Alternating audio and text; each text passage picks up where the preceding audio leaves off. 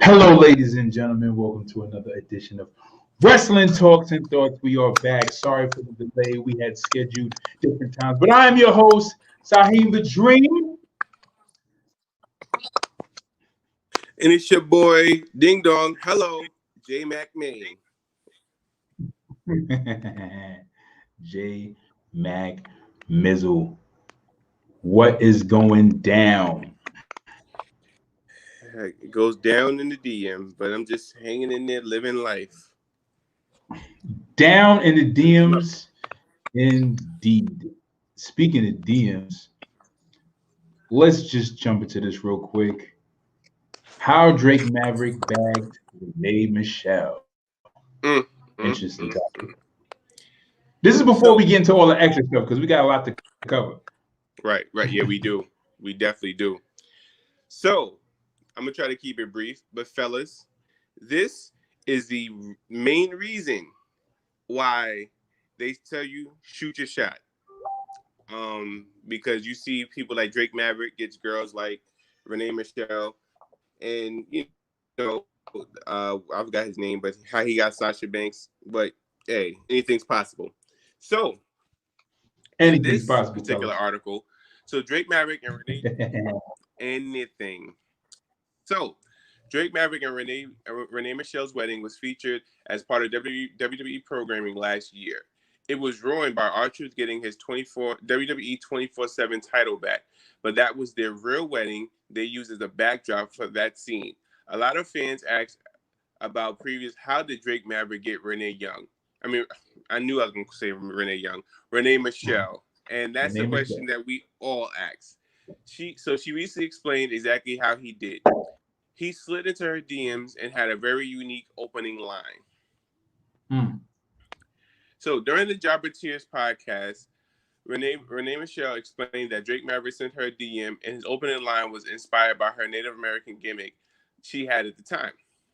Okay, so this is Renee Young. Okay, so what happened was he slid into my DMs, and since I used to wear Native American feathers and stuff, because when I first got into wrestling, I was doing a Native American gimmick because I felt like there wasn't a lot of Native American gimmicks out there.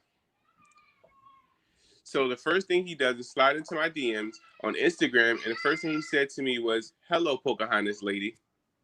Hello, Pocahontas lady.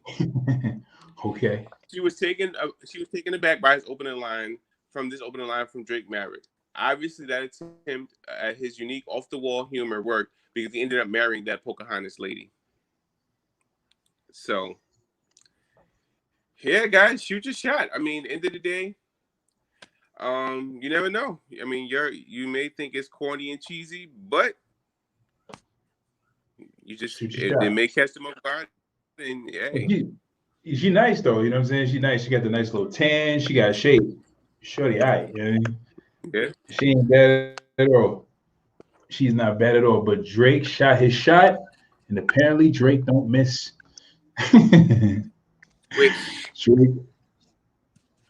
Drake ain't shooting no blinks. All right, so we got a lot of topics we got to cover. But we're going to save two interesting topics for the last. I think which is going to be a lot more in depth.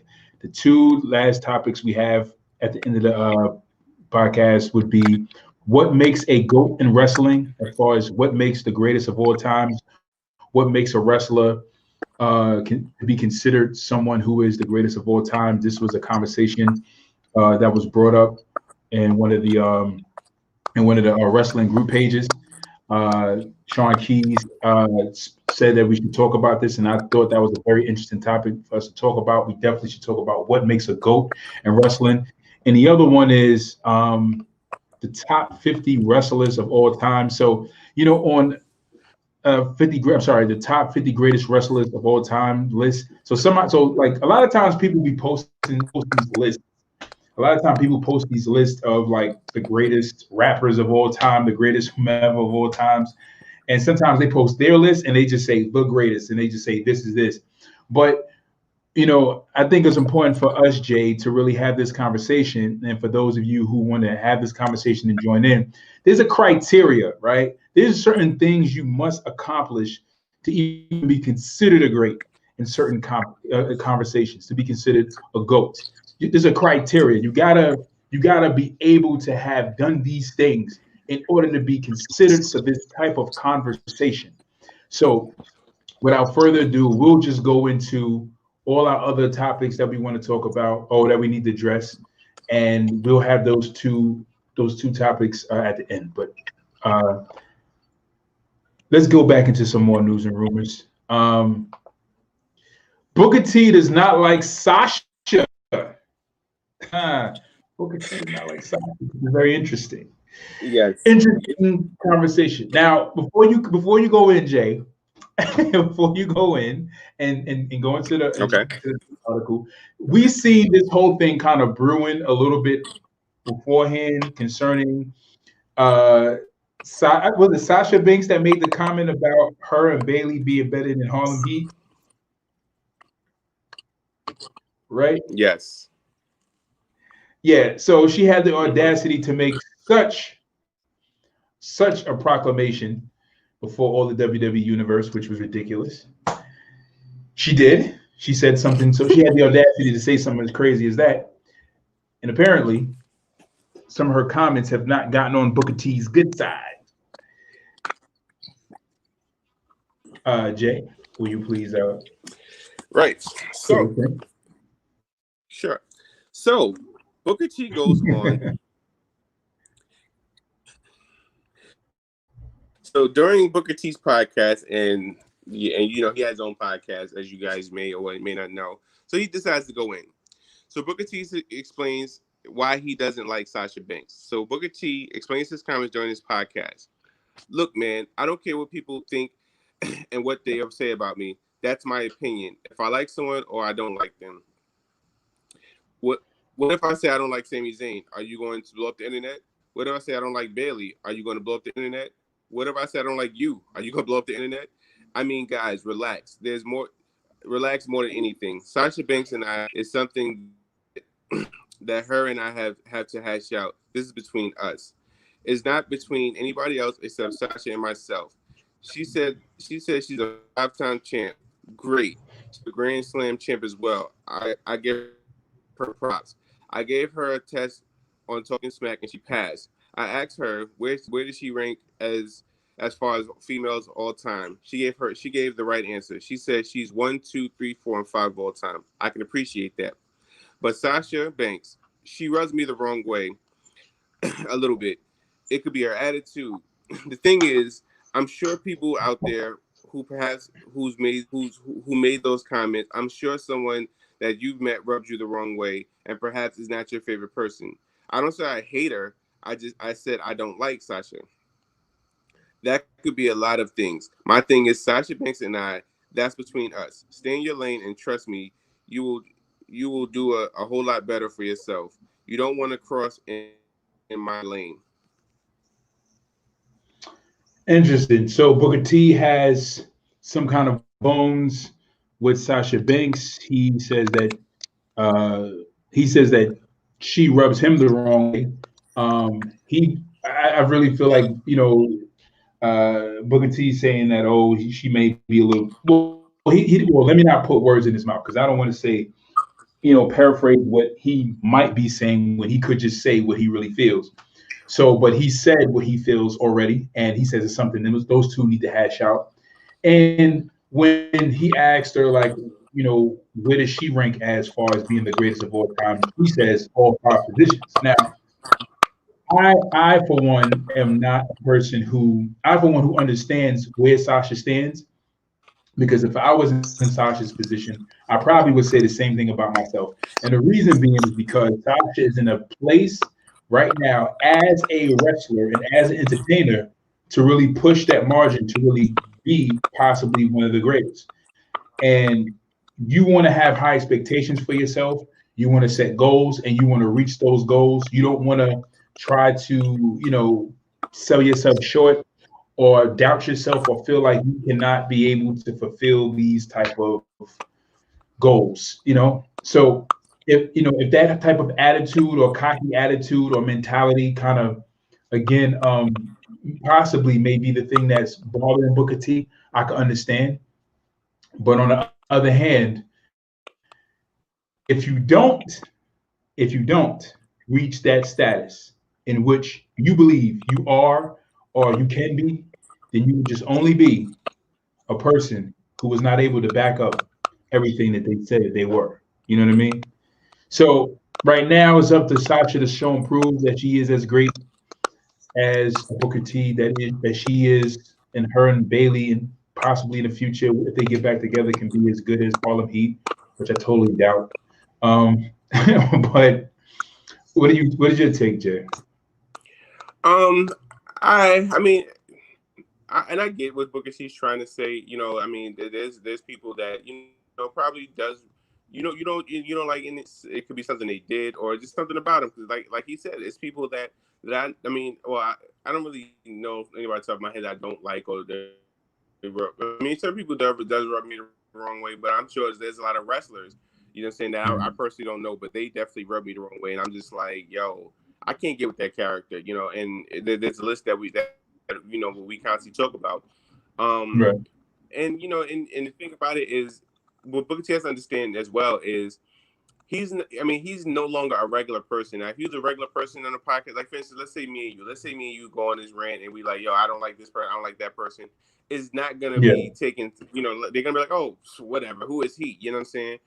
But with Booker T being a celebrity and in the spotlight that he's in, he's held to a different standard. So by him saying I don't like a fellow, wrestler performer, of course he's gonna get taken out of content, and of course it's because then people are automatically gonna think like, oh well, it must be something personal between them or something personal must have happened. You know what I'm saying? So Booker T just has to think about that. And I mean, like you said, I mean, he's human, so he's entitled to not like who he doesn't like. But he just has to understand, like, he's held to a different standard and different light when it comes to certain things. Now, my question to you, Sai. Yeah. So it's a two-part question. Would you put Sasha in your top 5 right now? And would you put her in your top 5 of all time? Wow. Okay. I would have to say performers. Right now, the way my top 5 is looking, I'm gonna tell you who is pretty much in my list of favorite female performers that I enjoy watching. Okay. Oscar. Oscar. Who else? Charlotte Flair. Okay. Paige. Okay.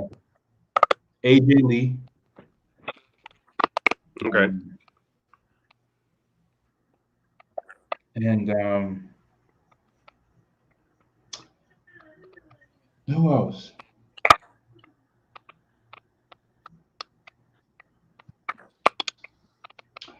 I would have to say that's about it for right now. I have a special place for Shayna Baszler. I have a place for Shayna. I'm just waiting for I have a place for Shayna and Rhea Ripley. Those are the two people that I'm like really looking at. Shayna, Rhea Ripley. Who I'm really looking at. Amber Moon. But right now, those are the 4 people that I enjoy. I can sit there and say like AJ Lee already solidified to me. Like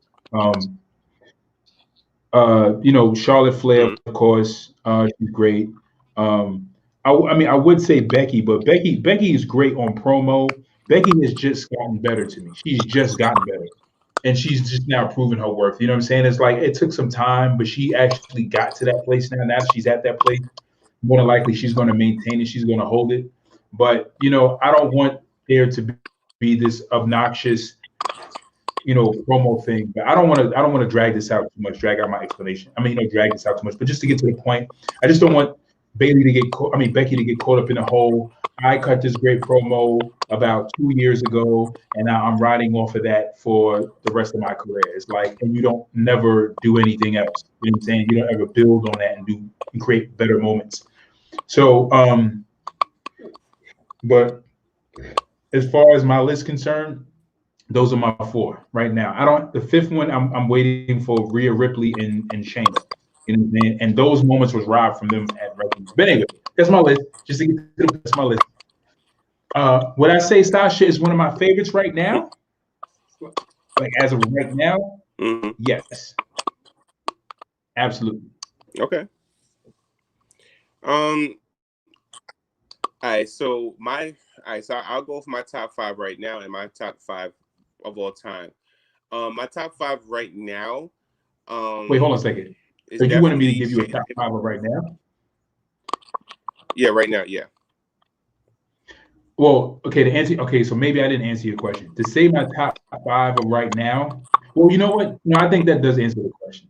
I would say, yeah. I mean, because for me, it's different. For me, it's like you could be like a great, like I mean, like I see what you're saying. Like people have their top five of right now, and then they have their top five of all time.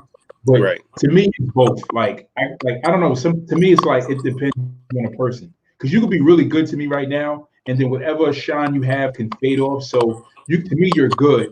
But in order for you to crack my top five list of like greats, like if you're good now, you got to be good all the way. You got to be consistent. So, but anyway, I'm sorry. Go ahead.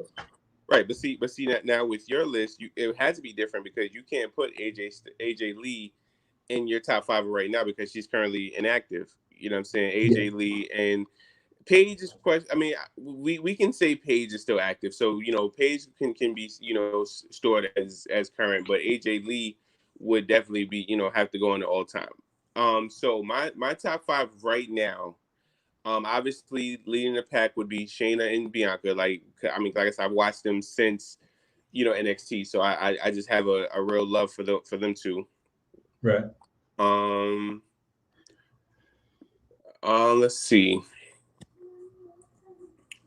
I think I would put Sasha at number 3, honestly. Okay. Then rounding out the final 2, I would have to say Asuka. Mandy Rose is getting better. Liv Morgan needs to get better. Definitely not Nia Jax. I haven't. You know what? Mia Yim will crack my top 5. I ain't gonna front. Shotzi Blackheart and Io Shirai are pretty damn good. Yeah, Shotzi Blackheart. I just can't get in with her. I just can't get with her look. You know what I'm saying? Like this is that green hair. It's just this. I mean, I'm sure she's pretty dope, but I mean, matter of fact, wait, did that hold up? But then again, I kind of like Rhea Ripley. So Rhea Ripley would kind of, even though she would be, her and Mia will be a battle for 5. Her, Mia, and Asuka, I would say, for the battle for last week. I can't decide. All time, I would say, Trish Stratus, Lita. Definitely China. You got to put China in that list. Yeah, I forgot about China. I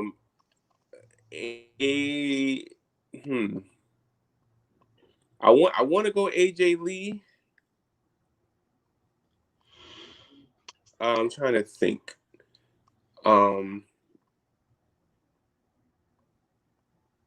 Sable was pretty good. Sable? Yeah, she was pretty good. Sable bomb. Yeah, because she was the first person to actually start powerbombing men. So, you know, it was just like, oh, Right. snap. Like, she's The women want to be me, and the men come to see me. And then she's like, "Are you guys ready for the grind?" She hit you with that grind. I think Brock Lesnar was ready for that grind, but yeah, yeah, he was. I would say AJ Lee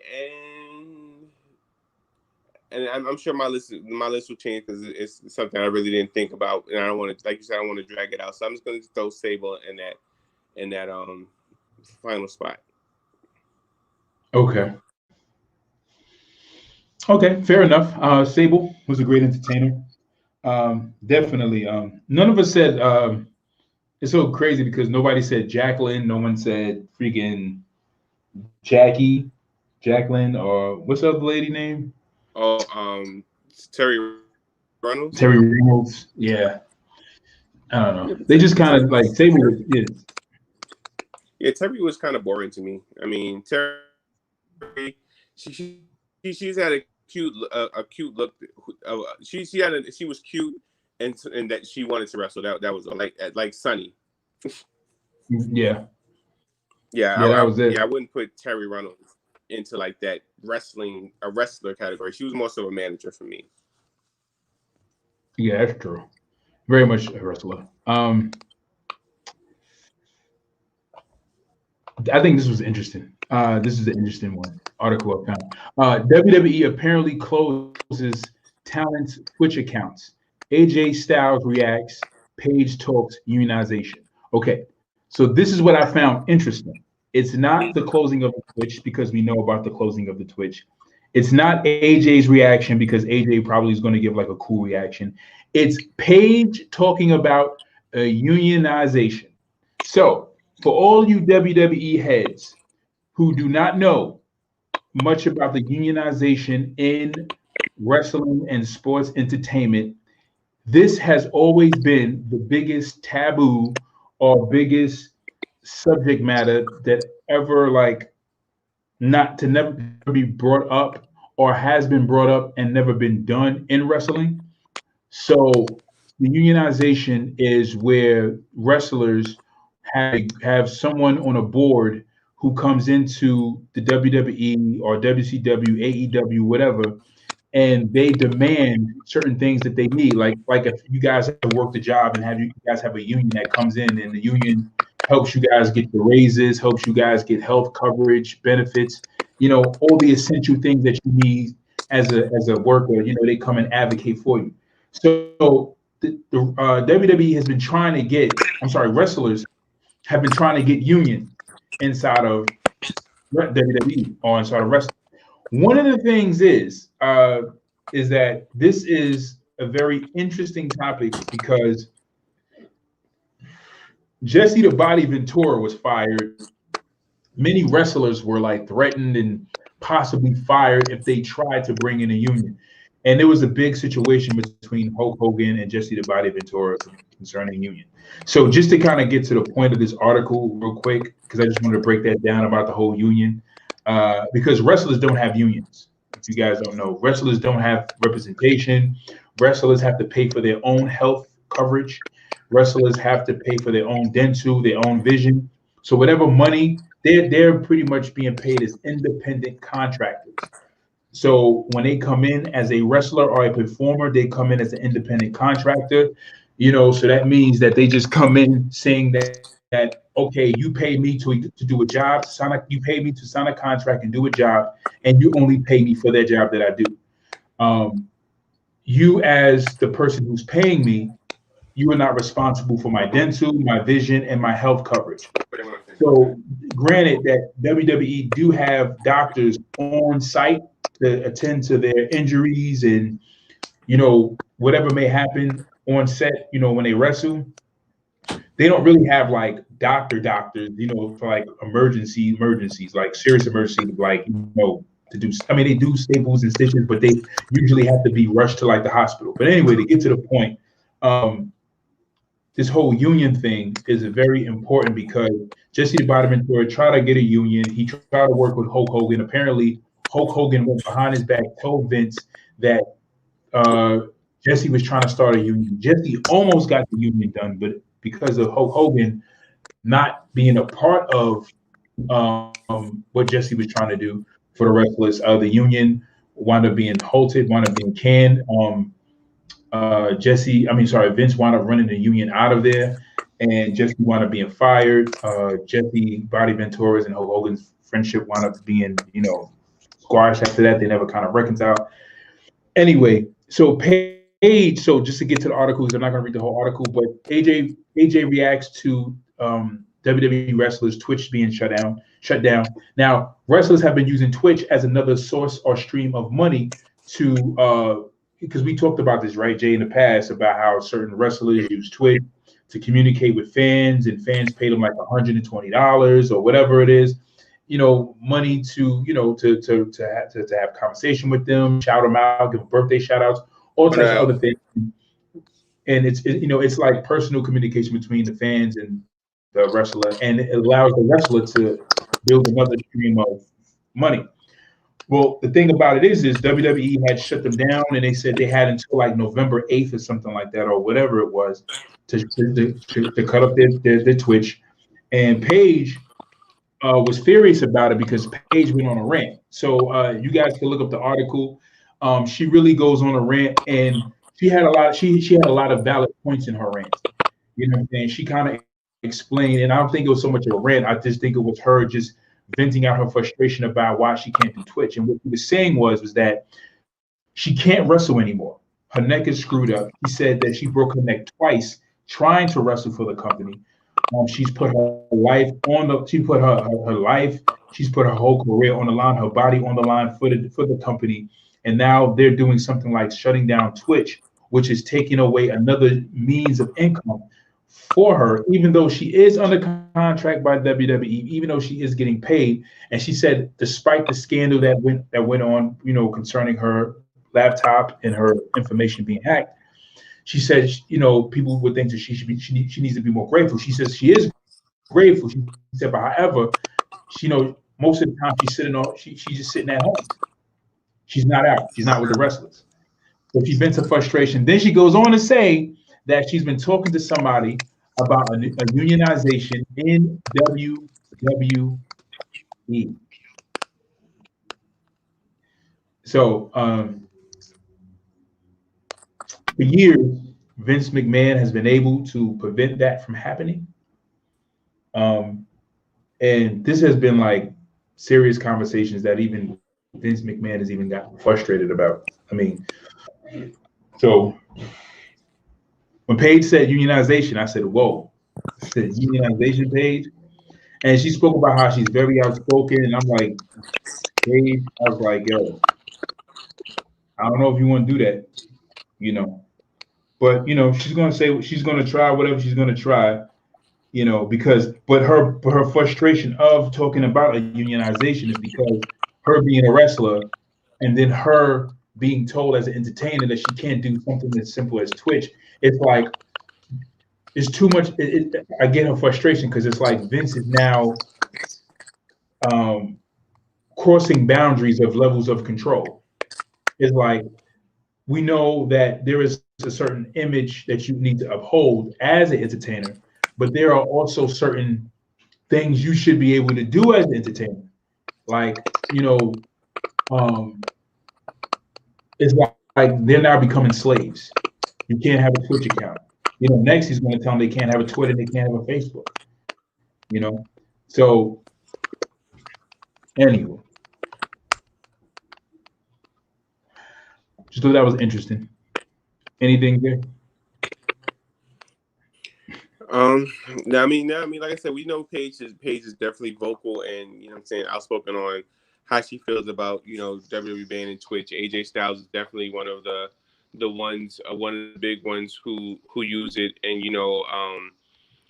Miro is also aka Rusev. Lana's definitely big on Twitch, so a lot of them use it to just to, like you said, to connect to fans because Paige is instant like that she can't perform. I mean, even though I've heard rumors she's cleared to wrestle, but but she hasn't done so yet. So this is her way of connecting with everybody. So therefore, she doesn't have to have an on-screen role to connect with the fans, and just fans don't forget about it. Because honestly, like I mean, like hardcore fans would be like, oh, when she comes out, like, oh yeah, Paige is back. But then if without her being on TV, it'll be like, oh, and she'll just kind of fade away. So, and she's not trying to do that. So I get the reason for her. And then as far as Union, now when I first saw the article, I thought she was trying to get the the superstars to come together and just stand up to Vince, but Yeah. that's something hard to do because you got some people that's gonna be like yeah, but then you have some of the lower end wrestlers that's scared to do so because Vince will be like, oh that's what you want, okay, bye. And then Yeah. some of the bigger talents, they be like, I don't use, like, you can't get a Randy Orton or let's say Roman Reigns, because they're like, well, I don't use it, so what am I fighting for it for? So, that's what I thought she was talking about. But then when you went in and said, to get a union, I'm like, oh, okay, that's some next level. But yeah, I mean, Yeah. I guess me personally, I don't understand. I don't see the reasoning behind it, but I guess with Vince is like a level of control. Yeah. Um, yeah. And the lower level ones are definitely the ones like, who are gonna have to, if they Yeah, try to because get I don't, involved, they're gonna get the blunt of the yeah, blow. like there's no way Then, you can get like an Angel Garza, a Ricochet, or right, an right, Andrade to be like, yeah, let's back. They're gonna be like, oh, word, oh, you're backing this? Okay, no problem. right. Um, More news. We have how Lana is not wanted on Team Raw for Survivor Series. Interesting. So apparently Lana is not wanted on Team Raw. Yeah. So now, honestly, like as I'm watching Raw this past Monday, and we'll definitely get into that. I automatically in my head said, oh, Naomi's gonna be part of Team Raw, hands down, no questions asked. And then when they named the first four ladies of the match, and then out of nowhere, they have this fatal four-way match, and then they all these superstars are coming out, but Naomi's music doesn't hit. I'm like, wait a minute, why is Naomi not on? You know what I'm saying? So it was frustrating. I was kind of in my feelings a little bit about it, but we get to the article.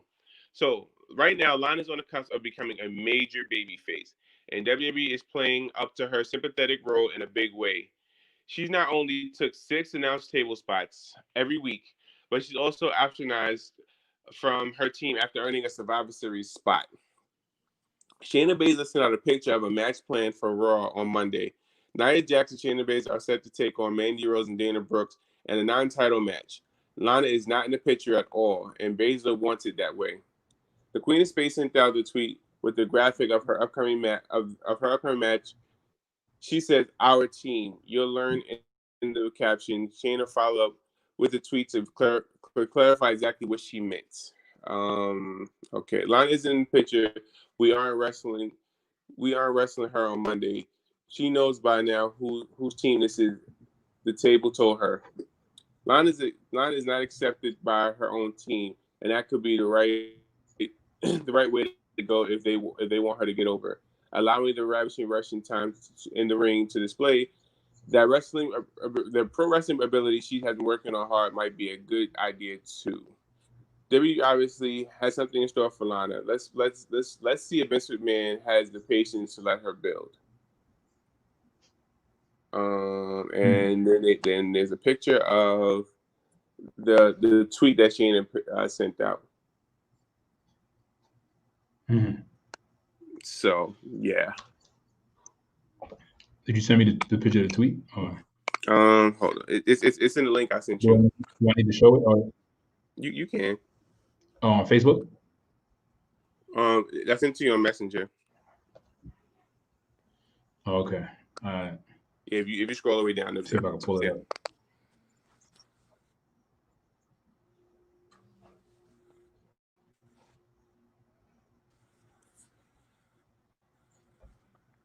Or you know what I can do here.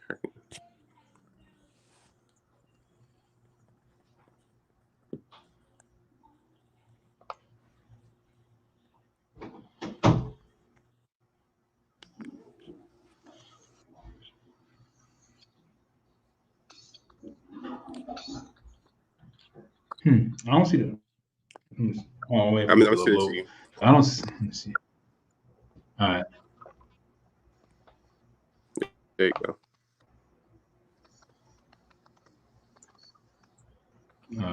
You sent it a messenger? Yeah. There we go.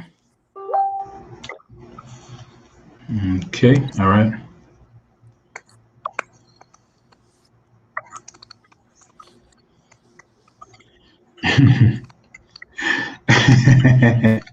This shade is funny. Well, okay.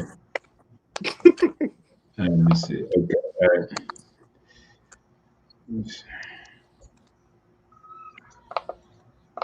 All right. I got it. I'm about to pull it up right now.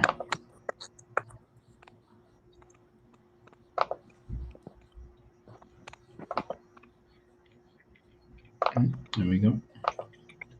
It should be it. And we should be seeing it. Yes. I don't know if you guys can read it, but I can read it. Okay, it says, Lana isn't in this pick because we aren't wrestling her on Monday. She knows by now whose team this is. The table told her. Our team, you'll learn WWE Raw. So she's not wanted on the team. All right. I'll go next step and say Dana Brooke isn't one. I don't want Dana Brooke on the team either. I don't want. I mean, you know, I had hopes for Dana Brooke, but apparently, like this is not working with Dana. She just comes off as. I mean, I don't know. She was like, I don't know what's going on with Dana. I can't say, but I had hopes for her, but I don't know. I don't see WWE pushing anything out of Dana. You know, if she does even get a tag team title, but moving forward, Bylana. This is what I Bylana. Braun Strowman on Vince McMahon not wanting to put the world title on him in the past. So apparently, Braun Strowman talked about how he came in to the WWE first starting out with the Jihad Party. But what's the group called? The Rosebuds. The Rosebuds, yes. Right, he was a Rosebud. He was a Rosebud. So let me just read the article real quick. It says once he was on his own, they talking about Braun Strowman. Once he was on his own following the WWE draft, Strowman spent 2016 to 2017 dominating. His challenges one by one, which soon created an undefeated streak. Though he felt he was ready for the big championship opportunity, CEO Vince McMahon was not.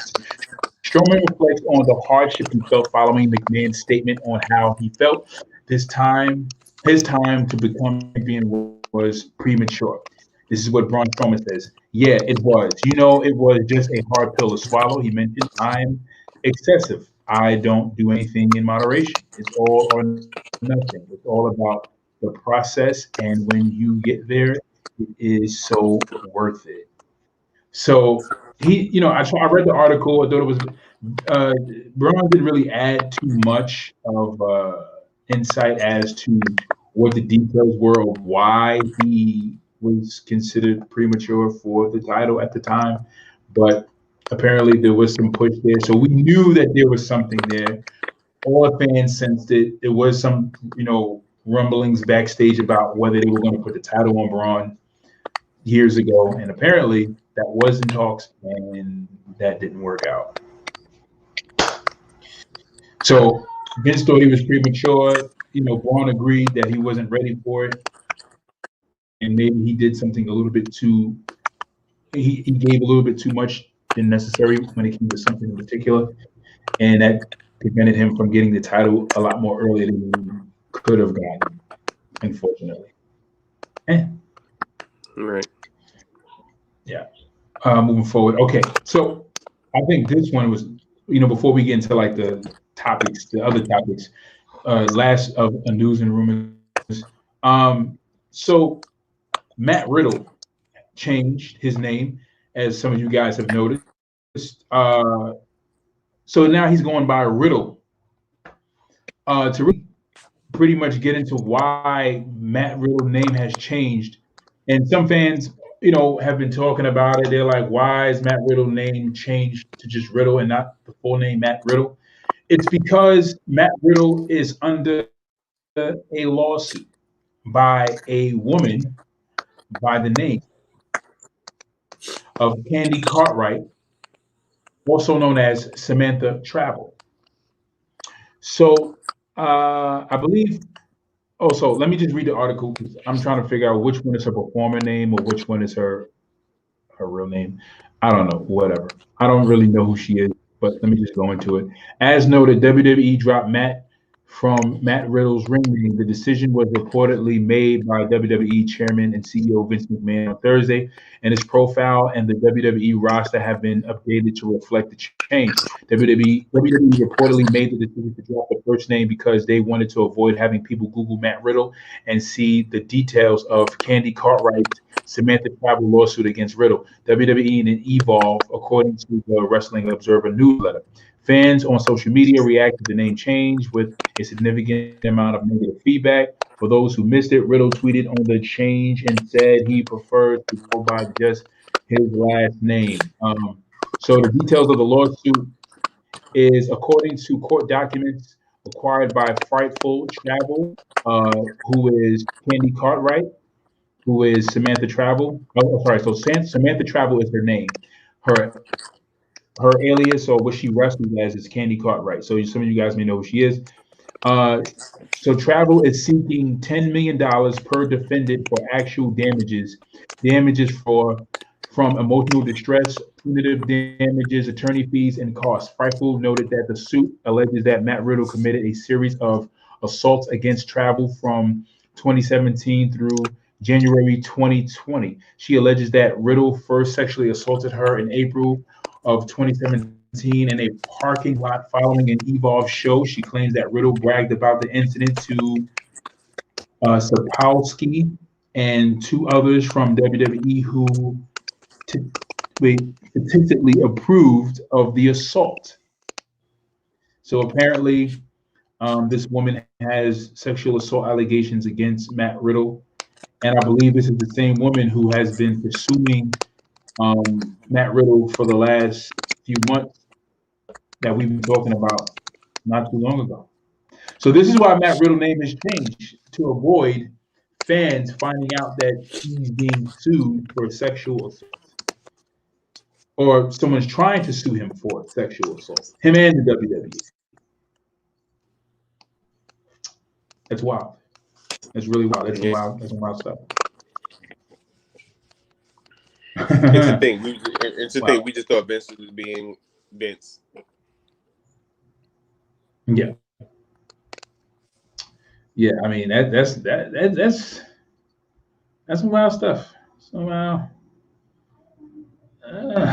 So yeah, it's crazy because you're just thinking that okay, he's trying to be extra creative and and trying to bring a little bit of change and spice up Matt Riddle's character. But the whole reason why he changes Riddle's name is so that when people Google his name, they don't see the trending topic of him being sued for sexual assault. So the question is how will this play into his character? Because if the WWE is taking such caution to make sure that these allegations don't pop up next to his name, because they're trying to push him and build him as a superstar, because the hotter he gets, the bigger or the more heat concerning the allegations are going to come on him, which is going to suck because they and I know they're trying to get rid of this thing and they're trying to sweep it under the rug, but this woman is being relentless about her pursuit to get some level of retribution, no pun intended, level of retribution for what has been done to her. So, or what she accuses Matt Riddle of doing to her. So I think that's very interesting. Very, very interesting. Kind of pretty dark though. Pretty dark reason why his name is changed. Something else, right? Crazy. Jay's disappeared. So,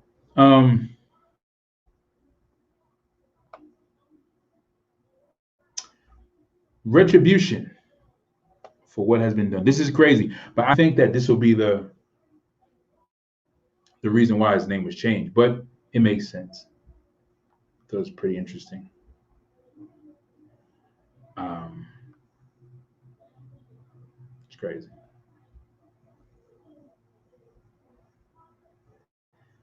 Anyway, other news. Guess I'm gonna wait for Jay to come back. I don't know.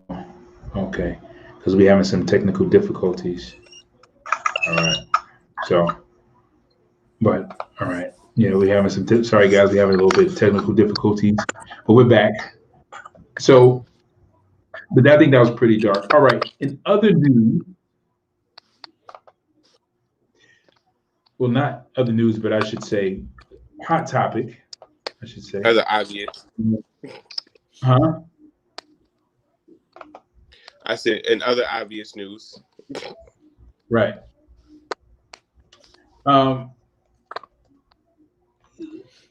You know, I don't know, man. It's like I'm just, So here it is. We have retribution. So retribution being used as a jobber faction. I mean, like, so these guys came out to make some level of impact. WWE has invested TV time into allowing these guys to come out and tear up their whole performance arena and make some type of oppression on the crowd. And of course, we all have been underwhelmed by their performance and their appearance and what they have been. And Slapjack, T-Bar, and Mace have not really been giving us so much of a impressive performance, and we have not been that much impressed by them and who they are. But then the other thing is this. Then on top of that, to add, a little bit of to add some add some sprinkle on top of it, some seasoning on top of Retribution. Ali apparently was the leader of Retribution this whole time. And Ali, the revelation of Ali being the leader of Retribution did not help the stock of Retribution increase. But however, it declined, in my opinion. Didn't really do so much of a justice to the group to have someone who was pretty much irrelevant and someone who has not been pushed to do much of anything to be the leader of Retribution. And of course, I think the reason why they had him be the leader of Retribution was to add new life and give new life to the group. But that did not do anything. So now Retribution is being slapped around like a bunch of FCW startup wrestlers.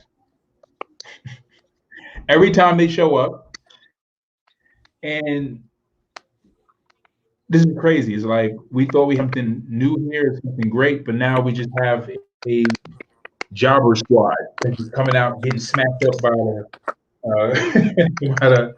the Hurt Business and whoever else in the back they could find to beat them up. At this point, this is bad. Yeah. Two ways that Retribution can be saved. Okay. One option would be the obvious one, them turning on Ali and saying, you suck, and going, and just continuing their tyrant ways. Right. Because and obviously since Ali joined, that's when they started losing matches and stuff like that. So that could be one thing. And then I guess at that point they can reveal the new leader, or they just come out and just unmask, like, hey, my name isn't T-Bar, my name is Dominic Dijakovic, and this you tried to rename me, but this is who I am, kind of. But yeah, I mean that'd be the only way. That I mean, well, okay, only way Retribution can be revived is if they turn on Ali and get a new leader or something like that.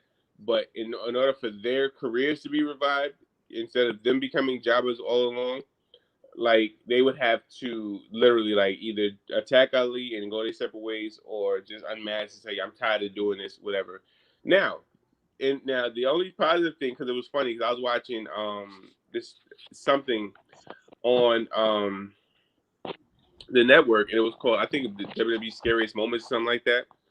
And it's funny because, you know, the WWE jobbers back in the day, they wrestled so often to the point where we start to know like a lot of them by name. I was like, oh, wait a minute, so it's funny because it was one particular, I don't know if you remember him, but I'm gonna throw his name out there and I'm gonna see if you remember or not.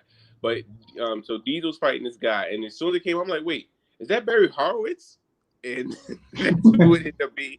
So, you know, I guess being a jobber, you know, you could get some kind of recognition. So, yeah, right. Barry Horowitz. Who the hell was Barry Horowitz anyway? Who was Barry?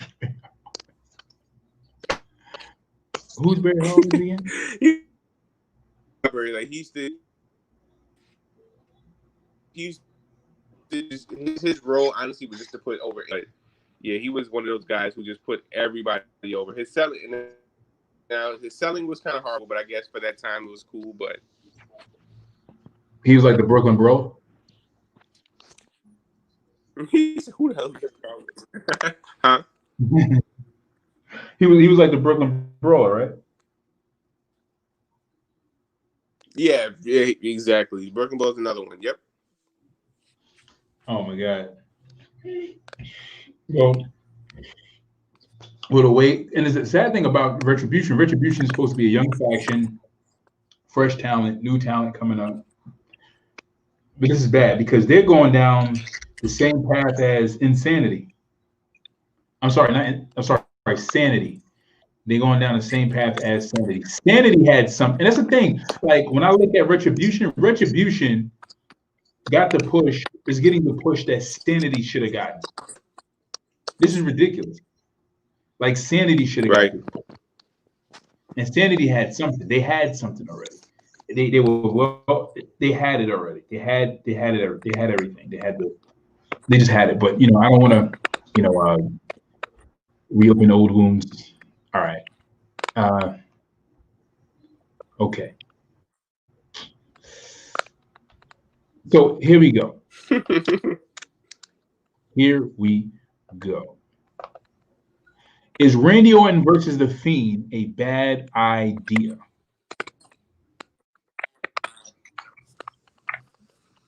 Randy Orton versus The Fiend, is this a bad idea? Is this too soon for Randy to fight The Fiend? Did you say no? No, because if you think about it, in all actuality, all the Fiend's matches are against people whom had a vendetta with Bray Wyatt at some shape, form, or fashion. Okay. Outside of the Miz, I don't remember Miz really having any beef with Bray Wyatt, but you know, him and Braun, history. Him and Cena, history. Him and the Fiend and Daniel Bryan, obviously history. You know, Randy Orton, history. So, you know, so the fact that he's having these matches, well, these feuds with, you know, guys he had history with, and he can tell a story for, you know, it just makes sense, you know, and then, you know, and why wait and hold off on something like that when you can have them doing other things? Because now, if you don't, I mean, of course, you know, with WWE, you can make a match at any point in shape at any time, but you know, right. with the rumor that Edge is supposed to be back, and you know, Vince wants to have that angle with Edge and, you know, Randy Orton again, you don't want to kind of branch off and have Randy do his own thing, and then he branches off so far back that it's hard to kind of bring him back. You know what I'm saying? So, I mean, so I guess, you know, right now it's a decent time. You know, wait And then you know, obviously they came to Survivor Series, and they can kind of build it and see this could be a 4-month build up to WrestleMania, or you know, maybe the Royal Rumble, or you know, something like that. So, because I think what they're doing is they're gonna let Randy hold on to that belt until Mania, and then he's gonna fight Edge for the belt, and then he's probably gonna drop the belt to Edge. Which am I? I can see that. I mean, you know, Edge is Vince's boy, and you know, and Edge is not going to come back for no incentive. So, right, but which I think is a bad idea. that's gonna be like the worst idea. I'm gonna tell you why. And I feel another prediction coming on. I feel like another prophecy coming on. And this is why. This is why it's a bad idea, because uh, Edge is gonna come back and say they do go full steam with this plan of having Edge fight Randy Orton at WrestleMania for the title. This is going to happen because when he fought in his second match against Randy, he got injured. So he got easily injured. You know what I'm saying? It was just in the injury. He had like a tricep or a shoulder tear, something like that. So now he's out. He's probably healed now, you know, because he's probably been working out. So, you know, because the more you work out while you're injured, the quicker you can heal. So he's probably, you know, healed now. But then the thing is that Edge is going to go to WrestleMania. He's going to fight Randy. He might get injured again.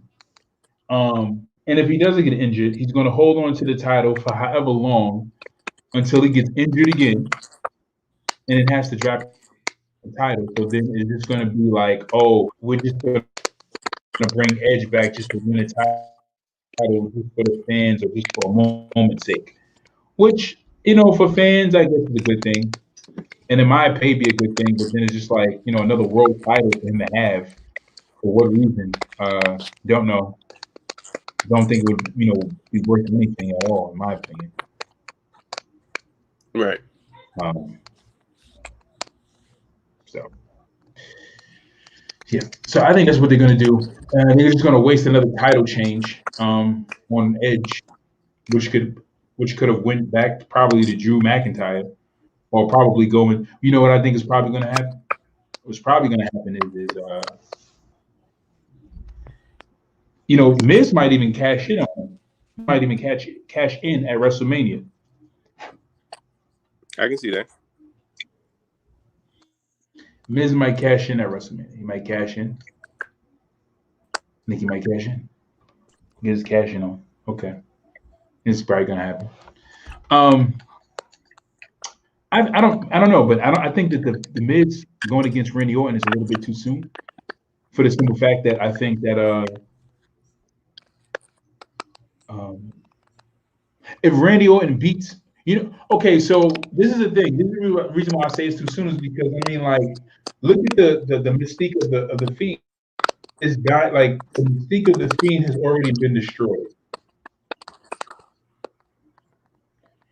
So whatever power or whatever strength or whatever it was that the Fiend had, as far as him being like this, you know,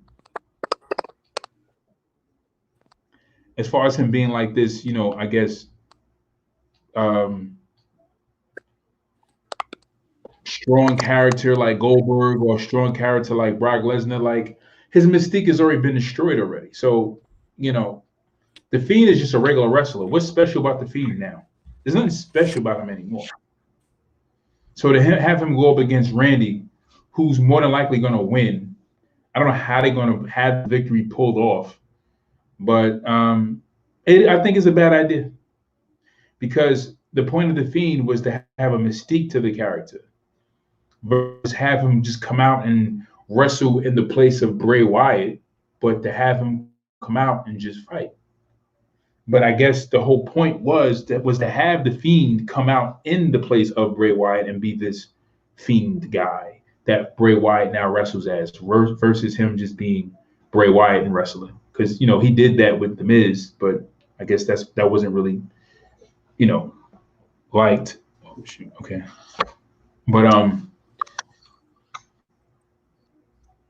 yeah, I don't know. I'm not really feeling this. I think it's too early, Jay. I mean, yeah. But then again, who knows? It could be something that's teased because obviously we see Drew McIntyre hasn't had enough, and he's gonna want his rematch, and so I mean I can see them doing something, but then I can also see them kind of dragging along until Mania. Well, but then we said, I think that they're planting the seed just in case Edge doesn't come back. Then it could be Randy versus the Fiend at Mania, but I think they're just planting the seed just in case.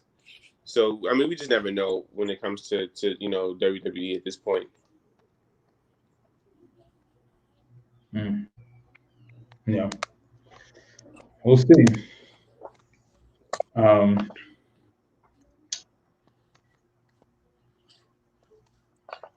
think you're gonna like this one. Will Sasha bring? Well, I'm sorry. I said, got too excited. Will Sasha Banks break her title curse? Sasha Banks is now our new SmackDown Women's Champion. Sasha Banks has now been brought up a lot more often in conversation nowadays, and she's making herself the talk of the town.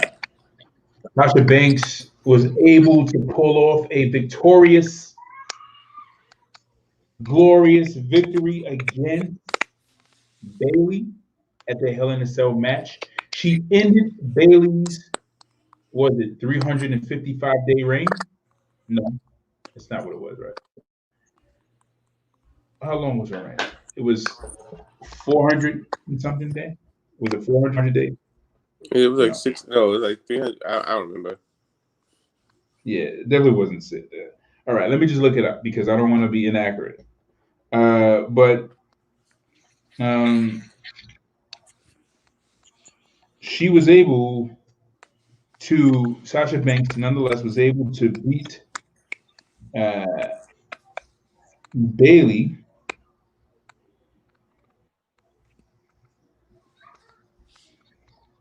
She was able to break her 387-day reign.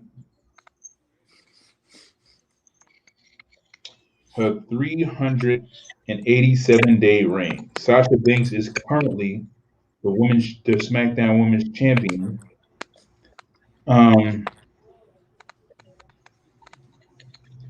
Sasha Banks has had an issue in the past of not being able to hold the belt past enough.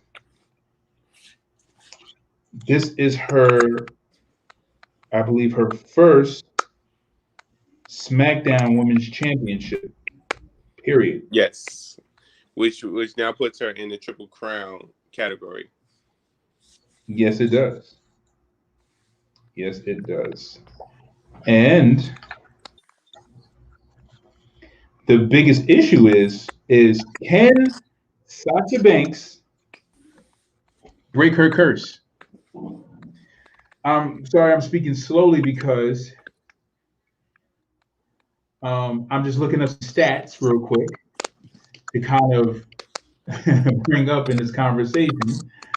So Sasha Banks' shortest, they have statistics on Wikipedia here. They give us, the first champion, most reigns, longest reigns, shortest reigns, oldest champion, youngest champion, heaviest champion, lightest champion. And Sasha Banks holds two records. One record for being the shortest reign for 8 days. And apparently,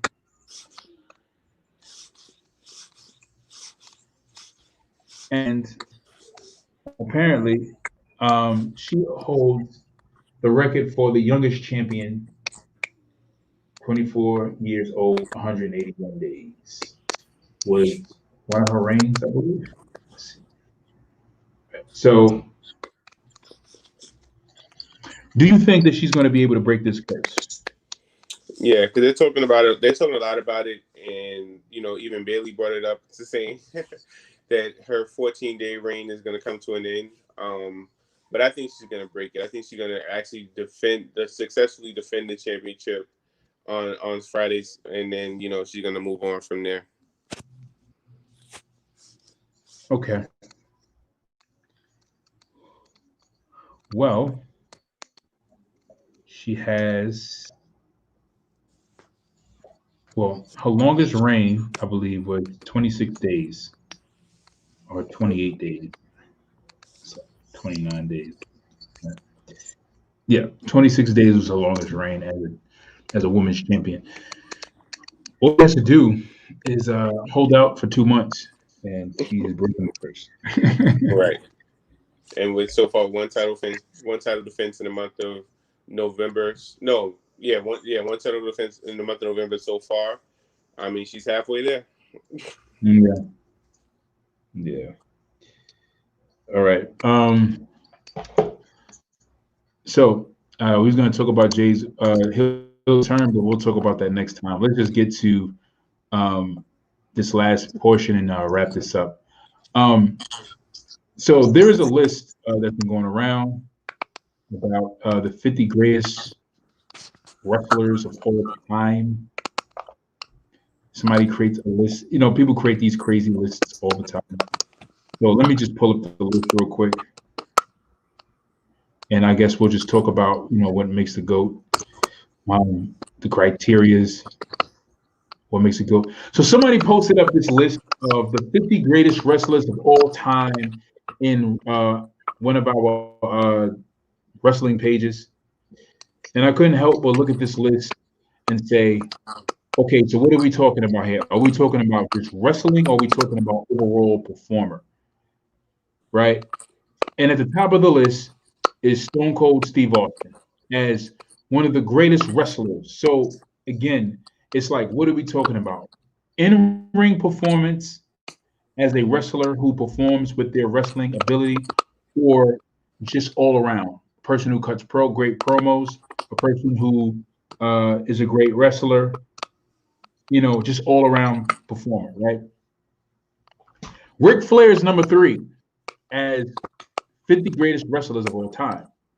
So I couldn't help but look at how Ric Flair was put over someone in the likes of Hulk Hogan, the likes of The Rock, Shawn Michaels, if we're talking about in-ring performance, right?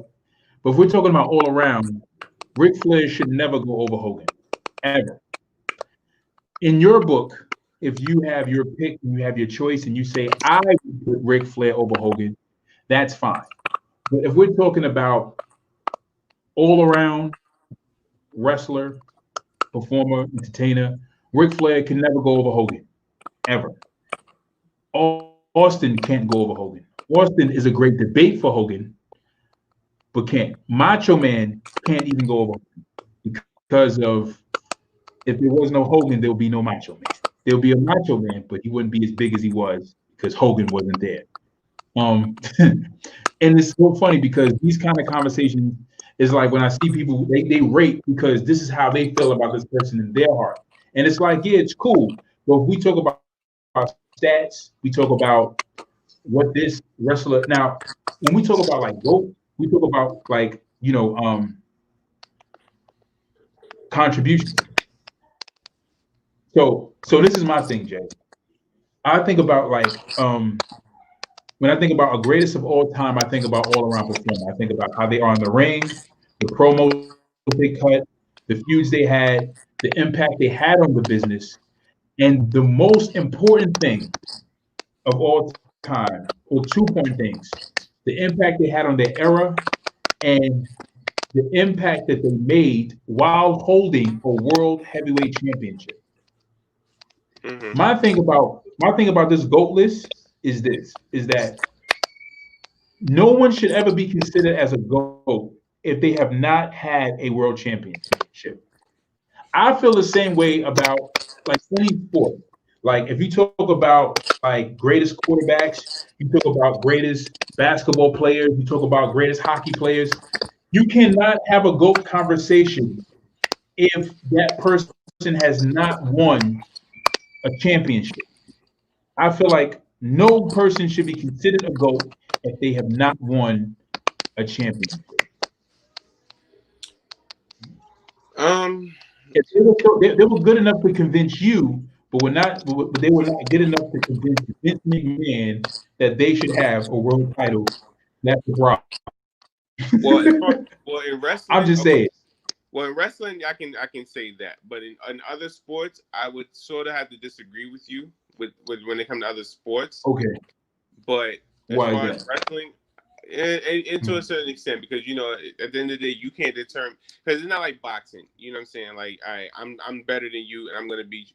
Wrestling is determined based off of who they want to push at the time. So you can be a great wrestler, and hopefully with your in ring skills, and the company decides they want to push you, but if they decide they don't want to push you, and you never get a title or heavyweight title reign, then like Mr. Perfect, Mr. Perfect never got a heavyweight title reign, but and that's not because he wasn't good enough. It's because the company didn't at the time. They were so Hulk Hogan, Ultimate Warrior, that Perfect didn't fit that the heavyweight mold. So, well, on the contrary, no, and I agree. I agree with you. But on the contrary, right, Mr. Perfect actually was being primed for a heavyweight title push. When he lost the belt to Bret Hart, him dropping when he lost the Intercontinental title to Bret Hart, that was the time Vince McMahon was looking to push Bret or Mr. Perfect. And he was actually going to push Mr. Perfect. But I think he decided to go with Bret, but Mr. Perfect got injured. But nonetheless, I agree with you because there are some people who could have had world titles or could have been pushed to world title pitches and weren't pushed because Vince McMahon was still riding high on the Hulk Hogan, Macho Man, train. But the other thing was that it just wasn't necessarily that Hulk that Vince McMahon was just riding high on the train. Part of it had to do with was, okay, if the torch is being passed to you, can you bring this company to new heights, or can you maintain what has already been accomplished? And that's the reason why Ultimate Warrior was in a shot with the title, because Ultimate Warrior fandom started to rise to the heights of Hogan. Right. But he blew that. Anywho, he blew that. But I just look at this list and I say, like certain, like it's just like ranking. Stone Cold Steve Austin. I still to this day I still don't think Stone Cold Steve Austin should be at the top. I think Stone Cold Steve Austin should be at least considered for top 3, but not number 1. In my opinion, it will always be Hogan. No one has ever surpassed Hogan in what he was able to do. Hogan became wrestling. That was it. You know what I'm saying? And then it's like I see Kane. Kane is the Dusty Rhodes and Sting. Kane is above Sting. Yeah. Over Ricky the Dragon Steamboat. I was looking at that. Yeah, Kane is above CM Punk. This is crazy. Now, as much as I've been like kind of in my disliking of CM Punk mode, I would never put Kane over CM Punk. CM Punk? Kane. Yeah. Kane is over AJ Styles. Kane is over Brock Lesnar. I won't even put Kane over Brock Lesnar. Kane is over Seth Rollins. It's ridiculous. Ridiculous. All right. We'll continue this conversation next time. We'll pass the hour mark. It's an hour and 14 minutes. We are almost going to an hour and 15, and I need to get ready to call it a night anyway. But nonetheless, we will continue this conversation another time. Definitely, I'll replan this live so we can talk about it. We need Sean Keys. I need Sean. I need everybody that has joined us in our last live to come on so we can have this good conversation, because this is an important conversation that we all need to have. We need to talk about it because there's a criteria for the GOAT. There has to be a criteria. There has to be certain things that this person was able to do. And I know this sounds biased, but again, if you were able to convince somebody that you were the best, I mean, anybody can make a fan. You know what I'm saying? But if you can't convince Vince McMahon himself that you yourself could have a world title, then it's just like, what's the point? Almost. You know, there's certain people I do cut slack to, like Rabbit and Rick Rude, Mr. Perfect. You know, certain people I look at and be like, they should have had a title reign. You know what I'm saying? They could have been pushed to have more and didn't get that more. But yeah. Yeah, I'll reach out to Sean and even I'll see if I can get Jeremiah to come back on, and we can definitely have the debate. I guess we can do it this weekend. I know that's when their schedules are more free.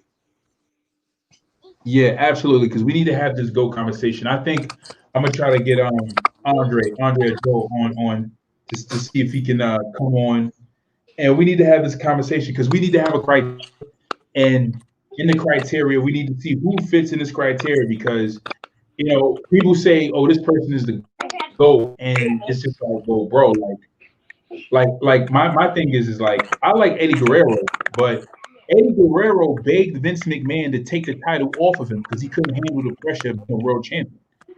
He begged him. You know what I'm saying? Like that's like these are things that people don't know. You know what I'm saying? And people are like, oh, Eddie Guerrero was the greatest of all times because he had a nice run with the belt.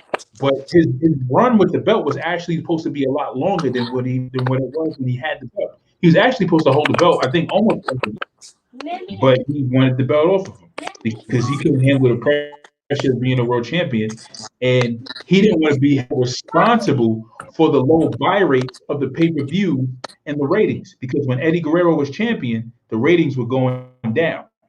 People don't know that. You know what I'm saying? So it's certain things like don't get taken into accountability, like statistics, like so you got so anyway. Technical difficulties, Jay is freezing.